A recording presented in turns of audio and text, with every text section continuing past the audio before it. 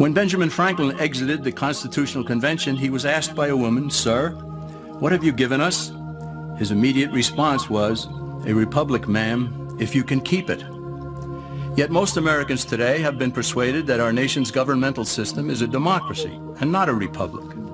The difference between these two is essential in understanding Americanism and the American system.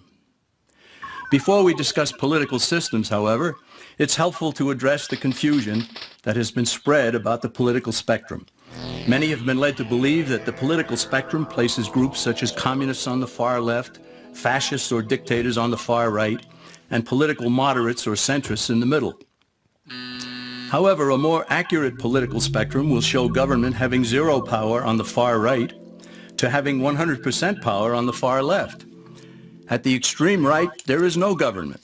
The extreme left features total government under such labels as communism, socialism, Nazism, fascism, princes, potentates, dictators, kings, any form of total government. Those who claim that Nazis and fascists are right-wing never define their terms. This amounts to spreading confusion. Toward the middle of the political spectrum can be found the type of government limited to its proper role of protecting the rights of the people. That's where the Constitution of the United States is. Those who advocate such a form of government are really constitutional moderates. So let's analyze the basic forms of government. They are monarchy or dictatorship ruled by one, oligarchy ruled by a few, democracy ruled by a majority, republic ruled by law, and anarchy, which is ruled by no one. In discussing these five, we'll see that they can be narrowed down to even fewer. Looking first at monarchy or dictatorship, this form of government doesn't really exist in the practical sense. It's always a group that puts one of its members up front. A king has his council of nobles or earls, and every dictator has his bureaucrats or commissars, the men behind the scenes. This isn't ruled by one, even though one person may be the visible leader. It's ruled by a group. So let's eliminate monarchy, dictatorship, because it never truly exists. Oligarchy, which is ruled by a group, is the most common form of government in all history. And it is the most common form of government today. Most of the nations of the world are ruled by a powerful few, and therefore oligarchy remains. At the other end, we find anarchy, which means without government. Some people have looked over history and found that many of its worst crimes were committed by governments. So they decided that having no government might be a good idea. But this is a mistake, because as the ancient Greeks stated, without law there can be no freedom.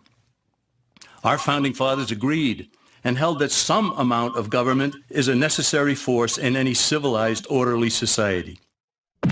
In a state of anarchy, however, everyone has to guard life, liberty, and property, and the lives of family members. Everyone must be armed, and movement is severely restricted because one's property has to be protected at all times.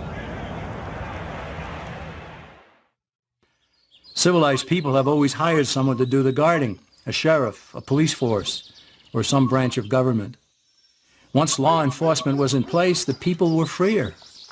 They could leave their property, work in the fields, and so on. In short, the proper amount of government makes everyone freer. There are some who advocate anarchy, however, not because they want no government, but because they don't like what they have. They use anarchy as a tool for revolutionary change.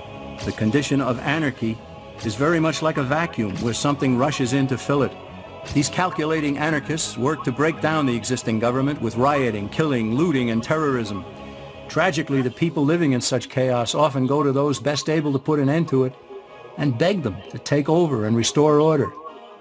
And who is best able to put an end to the chaos? The very people who started it. The anarchists who created the problem then create a government run by them, an oligarchy, where they have total power. This is exactly what happened in Russia that led to Lenin taking total power, and in Germany where Hitler's brown shirts created the chaos that brought him to power. But anarchy isn't a stable form of government. It's a quick transition from something that exists to something desired by the power-hungry. It's a temporary condition, and because it isn't permanent, we eliminate it as well. The word democracy comes from two Greek words, demos, meaning people, and kratein, meaning to rule. Democracy, therefore, means the rule of the people, majority rule.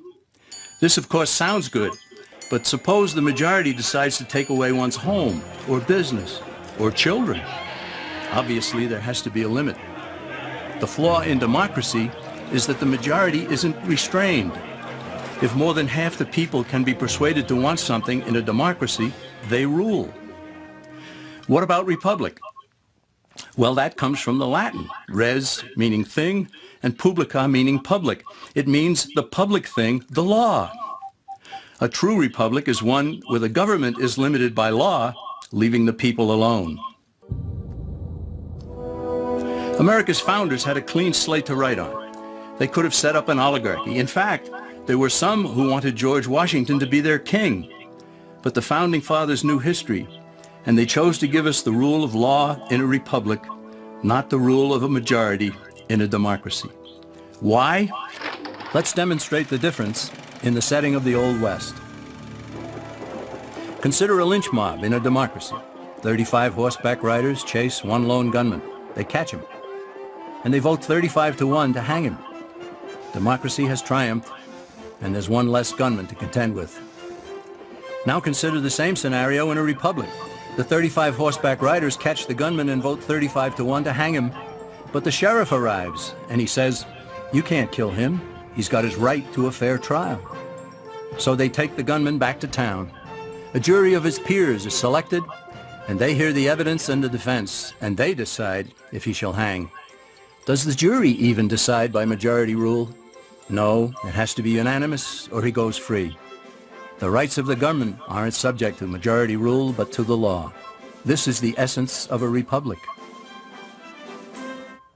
Many Americans would be surprised to learn that the word democracy does not appear in the Declaration of Independence or the U.S. Constitution, nor does it appear in any of the constitutions of the 50 states. The founders did everything they could to keep us from having a democracy. James Madison, rightly known as the father of the Constitution, wrote in essay number 10 of the Federalist Papers, "Democracies have ever been spectacles of turbulence and contention, have ever been found incompatible with personal security or the rights of property, and have in general been as short in their lives as they have been violent in their deaths." Alexander Hamilton agreed, and he stated, "We are a republican government. Real liberty is never found in despotism or in the extremes of democracy." Samuel Adams, a signer of the Declaration of Independence, stated, "Democracy never lasts long. It soon wastes, exhausts, and murders itself." The founders had good reason to look upon democracy with contempt because they knew that the democracies in the early Greek city-states produced some of the wildest excesses of government imaginable. In every case, they ended up with mob rule, then anarchy, and finally tyranny under an oligarchy. During that period in Greece, there was a man named Solon who urged creation of a fixed body of law not subject to majority whims. But where the Greeks never adopted Solon's wise counsel, the Romans did.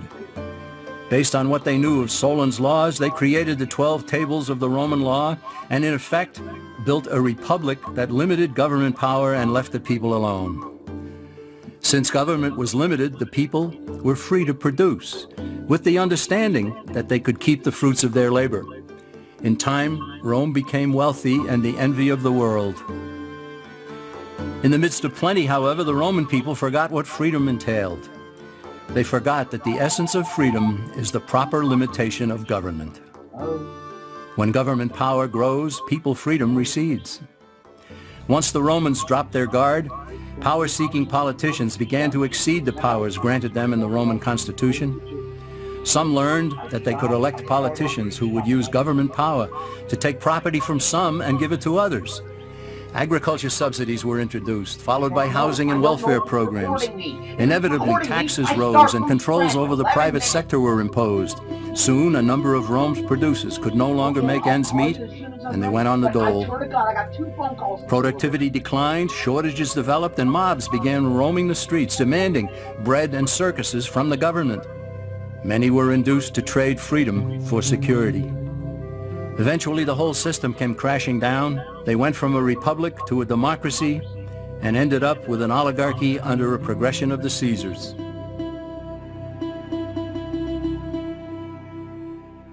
Thus, democracy itself is not a stable form of government.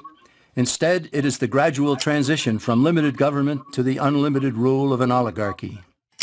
Knowing this, we as Americans are ultimately left with only two choices. We can keep our republic, as Franklin put it, or we will inevitably end up with an oligarchy, a tyranny of the elite.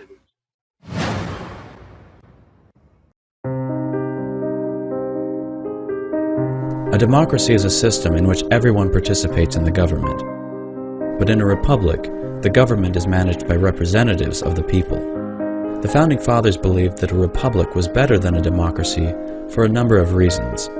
A republic helps to protect the rights of the minority, preserve the rule of law, and control factions. But there is another significant reason why a republic is better, and that has to do with communication. In a stadium full of people, if everyone tries to talk at once, no one can hear each other over the noise. The only way communication can take place is if one person uses a microphone to speak to the entire crowd. The person holding the microphone has a tremendous amount of power because they can influence the whole mass of people. Well, I have a microphone and you don't. So you will listen to every word I have to say! Likewise, a democratic society will inevitably lead to oligarchy because a small group of people, with the help of a powerful media, will be able to influence the entire population. In contrast, a republic provides natural channels of communication. When the people organize into small groups and appoint representatives for each group, each citizen is able to make his voice heard. Sir, one more outburst, I will strangle you with my microphone wire. You understand me?